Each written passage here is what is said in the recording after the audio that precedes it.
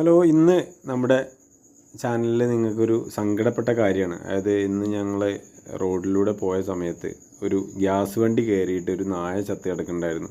2 പട്ടികൾ അതിൻ്റെ കൂട്ടം കൂടി നിന്ന് ഫുള്ള് ഒച്ചവിളി ഉണ്ടാക്കുന്നുണ്ടായിരുന്നു.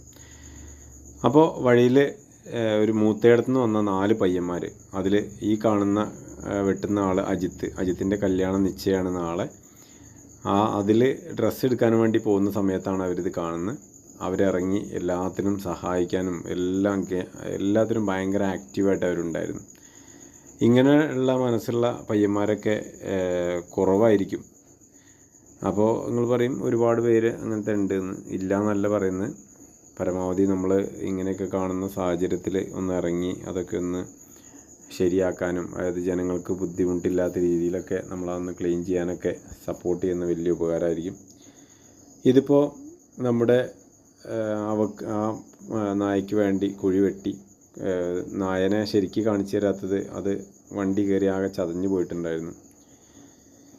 എന്തായാലും അവർ കുഴി വെട്ടി മൂടി. അപ്പോൾ നിങ്ങൾക്ക് നിങ്ങളുടെ നാട്ടിലൊക്കെ ഇങ്ങനെ ഒരു 3-4 ദിവസം പഴകി കിടക്കുന്ന പട്ടികളൊക്കെ നമ്മൾ പല സ്ഥലങ്ങളിലും കാണാറുണ്ട്.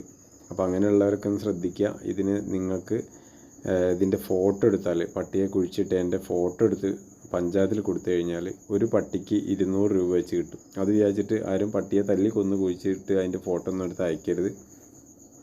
അപ്പോൾ ഇതൊരു എന്താ പറയുക, ഒരു നന്മ പോലെ നിങ്ങൾ ചെയ്യുക.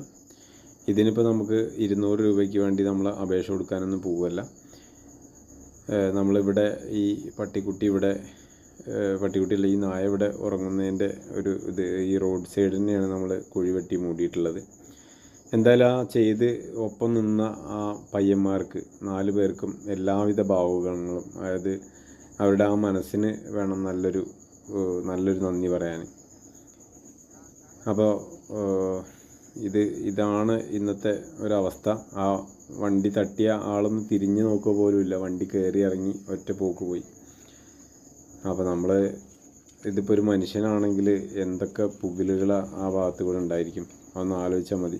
അപ്പോൾ പരമാവധി എല്ലാവരും ശ്രദ്ധിച്ച് ഓടിക്കുക. വാഹനങ്ങൾ ഓടിക്കുമ്പോൾ മൃഗങ്ങൾക്കൊന്നും ഉപദ്രവമില്ലാത്ത രീതിയിൽ ഓടിക്കുക, ശ്രദ്ധിച്ച് ഓടിക്കുക. കാരണം ആ മൃഗങ്ങൾക്കറിയില്ലല്ലോ അവരെ എന്താണ് വാഹനങ്ങളുടെ അവസ്ഥ എന്ന്.